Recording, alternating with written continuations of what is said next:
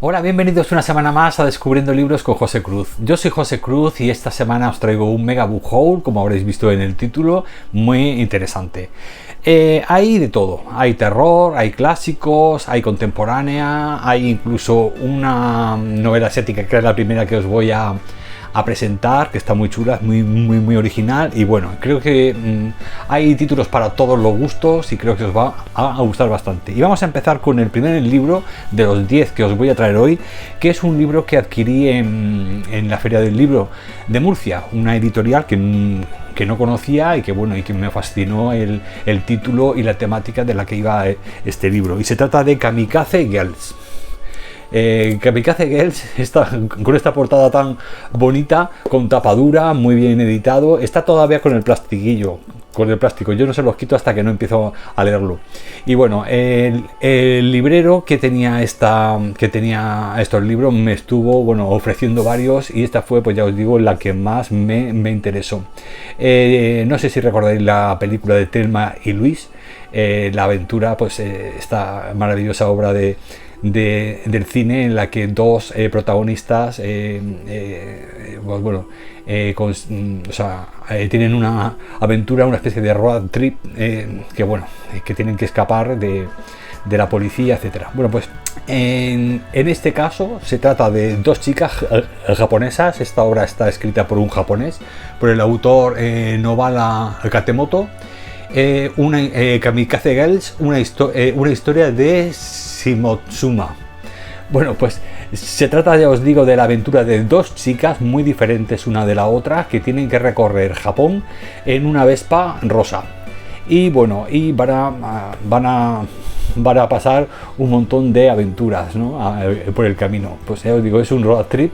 Y esta novela está ambientada en los 90, en la década de los 90, que sabéis que fue la década de la gran crisis económica japonesa, y estas chicas, pues bueno, un día se lían la manta a la cabeza y pretenden, pues bueno, escapar y recorrer el país en su Vespa rosa. Y bueno, y ya os digo que una tiene un carácter muy diferente a la otra, y la verdad es que va a ser una aventura muy simpática. Me dijo el chico que si me gustan, por ejemplo, las películas de Ghibli, del estudio Ghibli, estas de dibujos animados tan preciosas, pues que este libro me gustaría, porque es de ese estilo, muy tierna y a la vez conjuga a veces elementos de crítica social, en este caso, pues bueno, en la situación económica de Japón de los 90. Así que pues bueno, creo que va a ser, ya os digo, una obra súper interesante.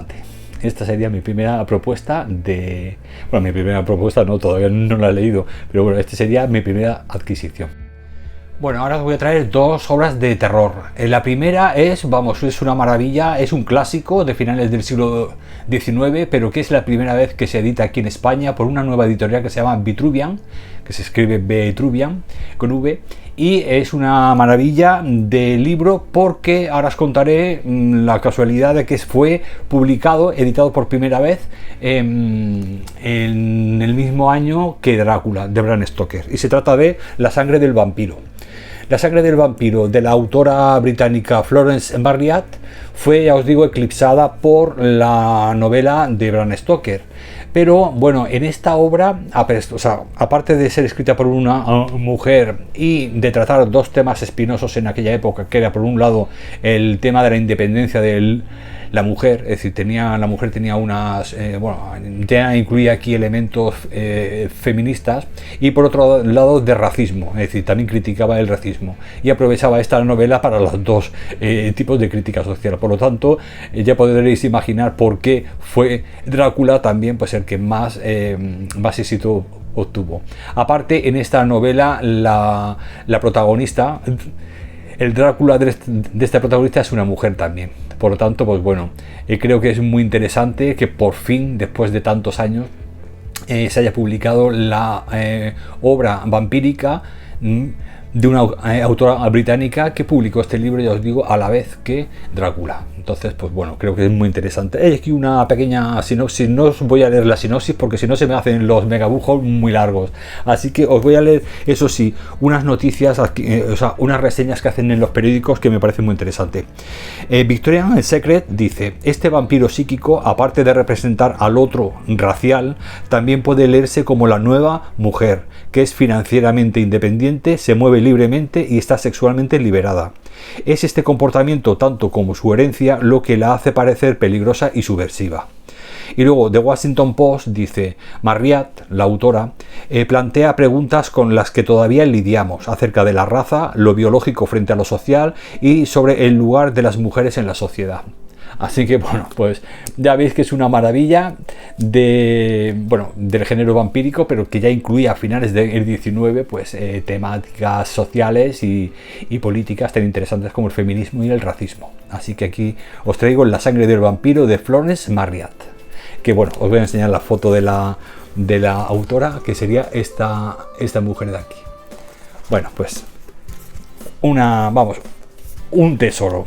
Porque vamos, ya os digo que nada más que por la importancia, el valor histórico, ya merecería la pena interesarse por esta obra. A ver, y luego también será inevitable compararla, lógicamente, con Drácula. Ya os contaré. La segunda novela de terror que os traigo es la ganadora del Bram Stoker de este año y se trata de Hailey Piper, con La reina dentada. La reina dentada es una obra muy sugerente, la verdad, la premisa me ha interesado bastante, y se trata de que un día una mujer se levanta, la protagonista se llama Yaya Betancourt, se levanta un día y empieza a encontrarse en su cuerpo dientes que le salen en lugares que no deberían estar ahí.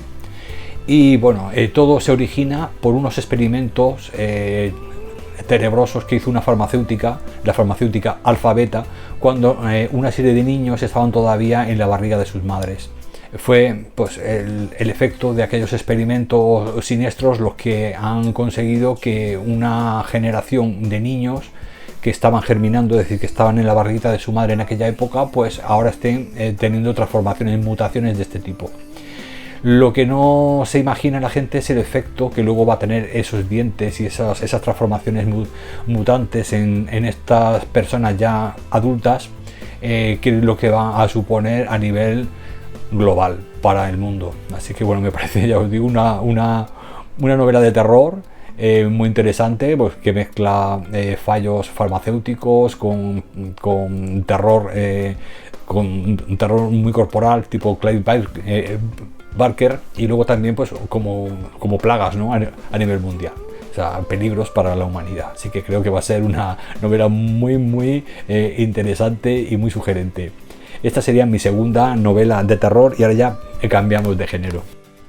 Bueno, ahora más que un libro os voy a presentar una autora. Es la primera vez que la leo y la quiero descubrir gracias a Fer, de Compañía Lectora, que ha hablado de ella fantásticamente y me la ha recomendado, y también a Katy de Remanso de Lectura, que también lo ha comentado alguna vez en su canal. Y se trata de una famosa escritora llamada Silvina Ocampo. Por fin, aquí en España ha estado descatalogado durante mucho tiempo y por fin se empiezan a editar nuevamente sus obras gracias al 120 aniversario de su nacimiento. Es por ello que la editorial Lumen ha inaugurado este año como año de Silvina Ocampo. Por lo tanto, seguramente vamos a poder disfrutar de todas sus novelas. Las van a empezar a editar este año todas. Por lo tanto, 2023 año Ocampo se llama la propuesta de Lumen. Y bueno, Silvina Ocampo, yo os recomiendo que si queréis unas buenas reseñas de los libros que ha leído, que visitéis el canal de Fer, de Compañía Lectora, y de Katy, porque ya os digo que son reseñas que ellas las llevan leyendo mucho más tiempo y las han estudiado mucho más que yo. Pero bueno, Silvina Ocampo parece ser pues una gran escritora de literatura con mayúsculas, y bueno, nos traen temas tan variados pues como el sufrimiento, a veces el miedo, la violencia, la duda, los secretos, en fin. Tengo entendido que es una autora muy psicológica, y también, por supuesto, todo ambientado en unos contextos en los que tiene relación ese tipo de psicología o de comportamiento con el momento, ¿no?, que le toca vivir. Esta autora, pues bueno, en esta ocasión creo que se trata de con una autobiografía de Irene.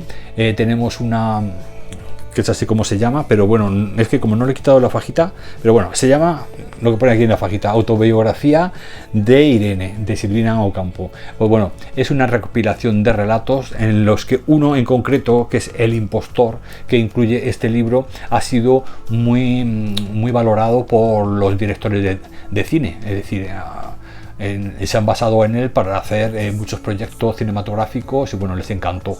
Parece ser que por su forma de escribir tan cinematográfica, pues bueno, se han interesado muchísimo por él.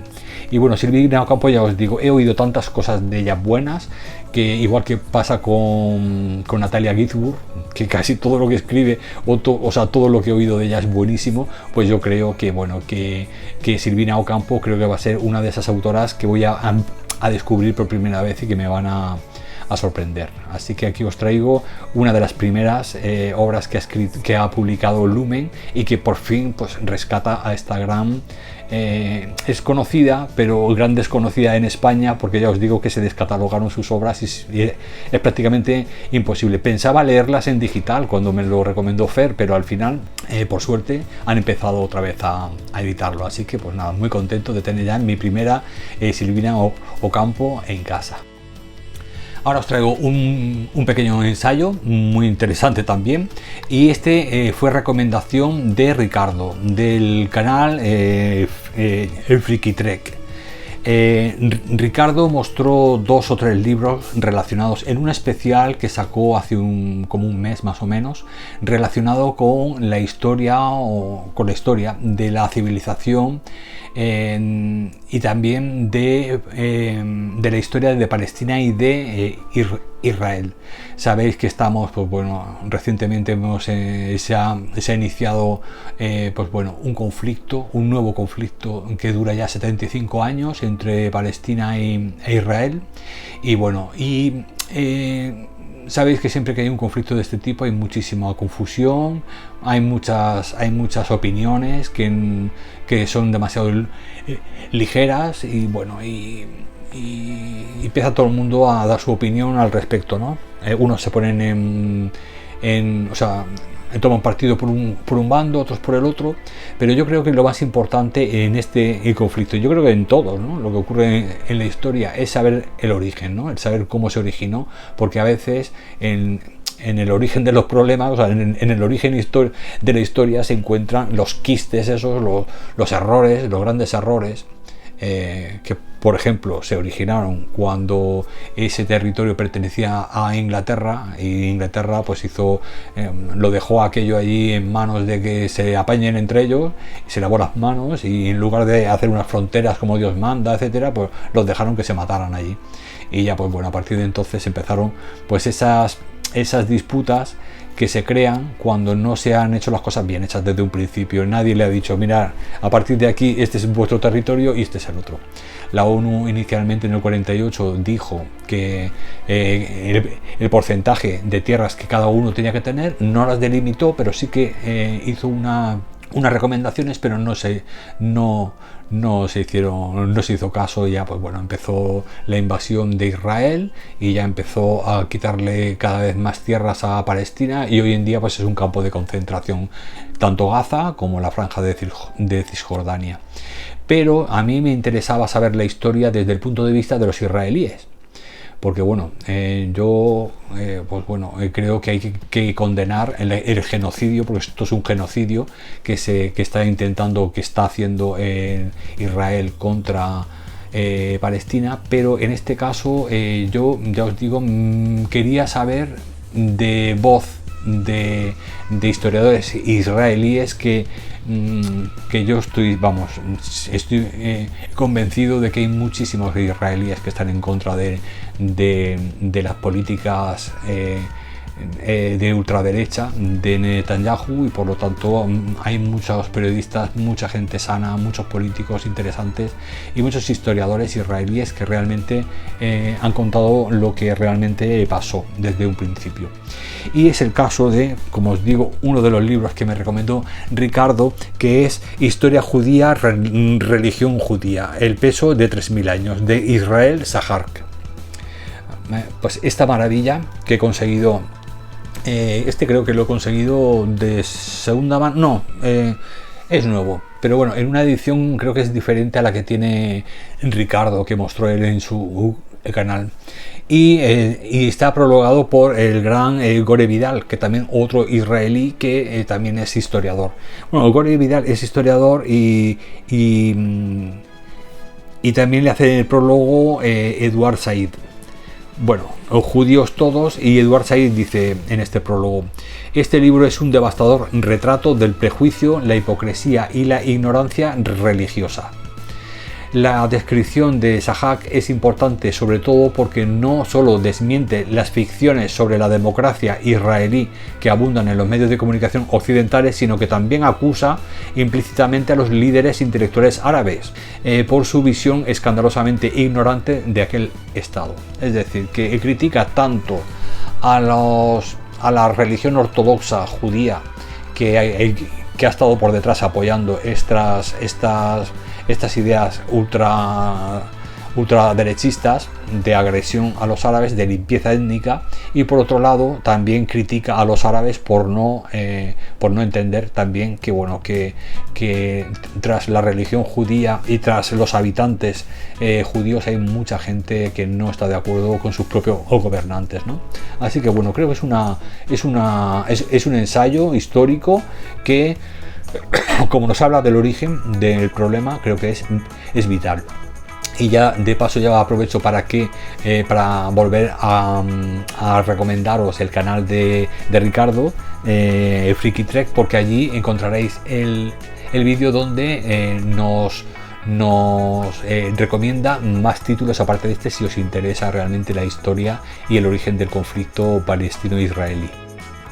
Bueno, los 5 libros que me quedan en esta segunda parte del Mega Book Haul van a ser clásicos, ¿eh? Son 5 clásicos maravillosos que los he dejado para el final, para poder detenerme un poquito más en ellos.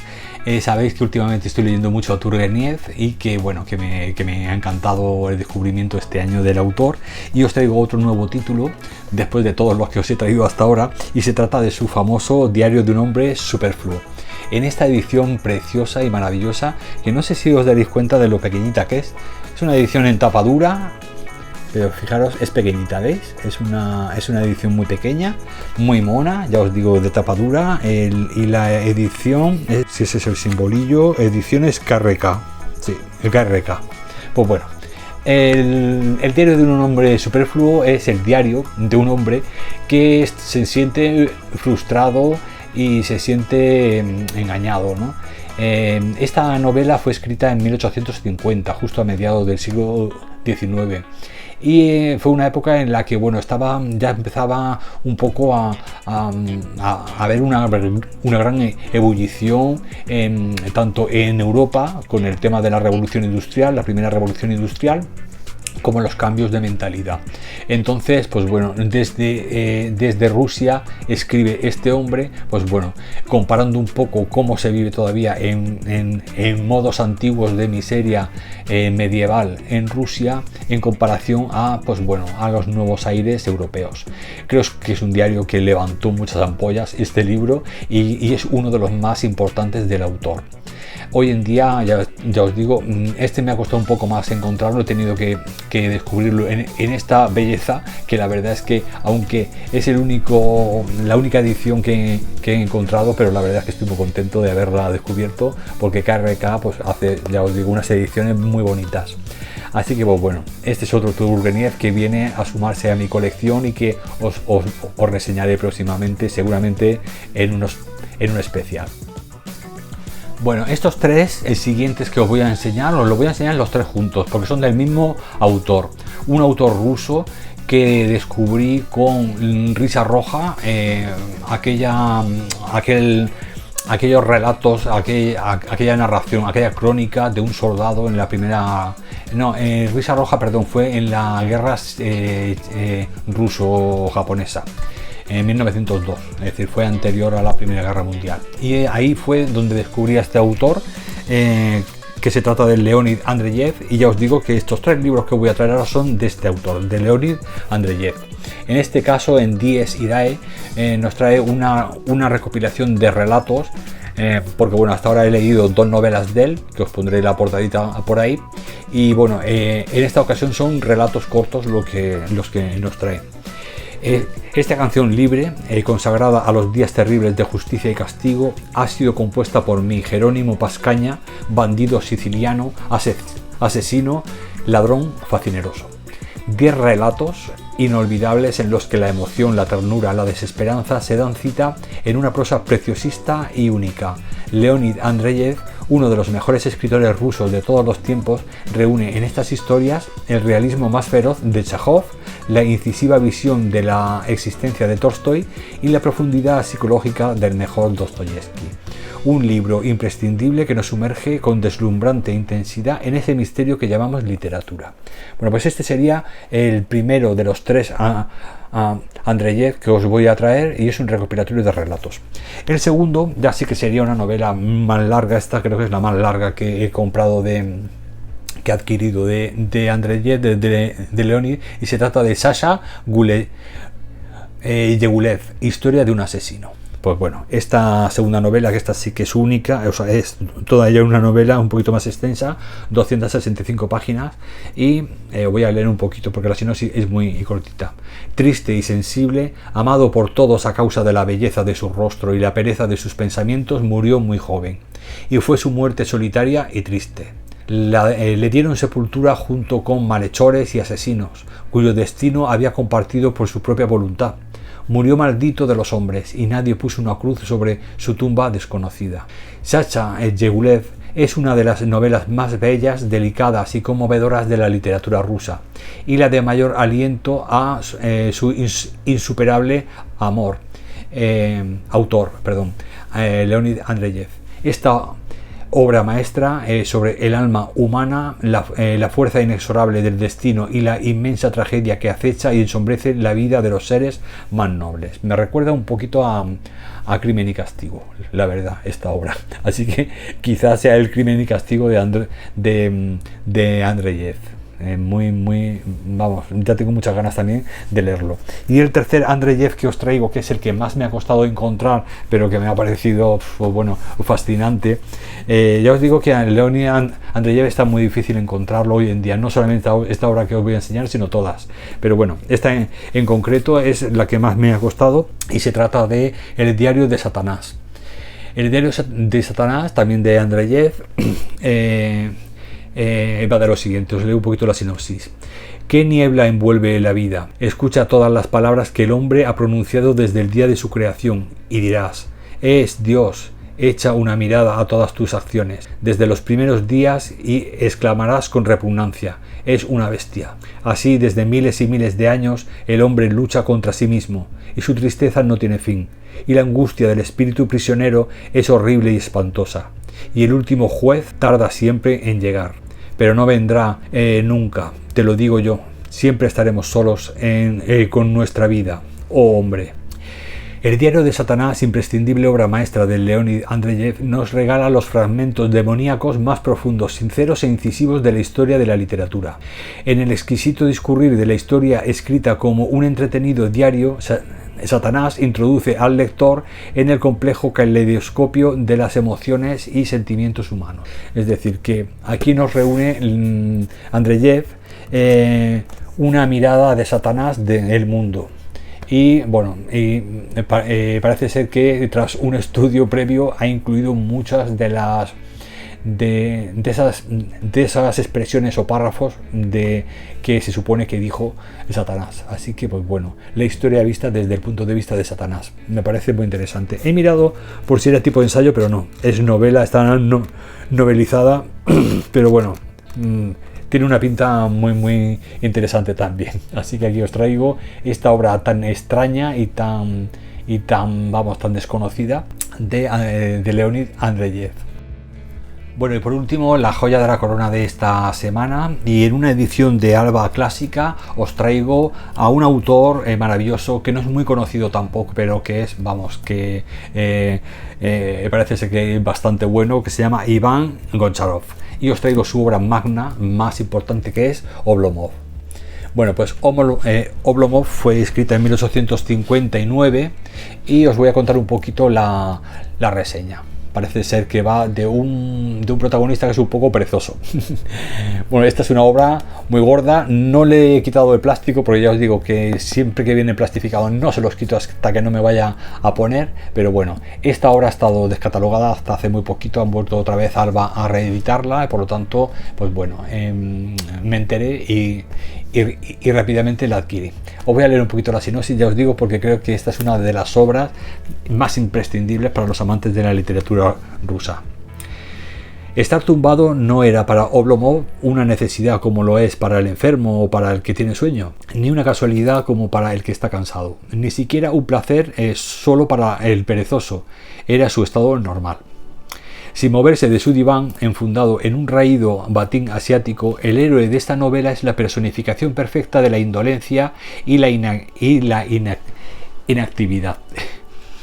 Heredero o terrateniente, eterno ausente de una hacienda fraudulentamente administrada, con una malograda carrera en el funcionariado y un retraimiento temprano de la vida social, Oblomov conocerá de pronto, al cabo de los años y a instancias de su gran amigo, el emprendedor Scholz, un extraño renacer, una misteriosa sacudida que por un momento le hará creer en la posibilidad de otra clase de vida, en la que asoman insospechadamente la confianza y el amor. Bueno, pues un hombre que pues eso, que parece ser que está un poco retirado del mundo porque el pasado económico de su vida de terrateniente va de capa caída y el hombre está ahí un poco pues apartado del mundo, hasta que de repente pues gracias a un amigo pues empieza a surgir dentro de su vida una serie de elementos que le van a hacer despertar otra vez, intentar volver al mundo un poco pues atraído por la belleza, ¿no? Así que bueno, creo que esta obra es otra imprescindible de la literatura rusa. Ya os digo que no es muy conocida, pero bueno, Oblomov sé que me consta que es la obra magna de Goncharov y que bueno, que si hay alguna obra por la que descubrir a este autor es esta. Así que bueno, aquí tendríamos a mi autor ruso, mi joya de la corona de esta semana, que bueno, que seguro que me encantará.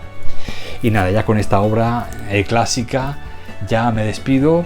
Pues bueno, ya habéis visto que hay un poquito de todo: terror, clásicos, la asiática del principio con las dos muchachas de Japón, la Thelma y Louise de Japón por ahí en un road trip, en fin, muy variadito como siempre. Y bueno, espero que alguno de estos títulos os haya interesado.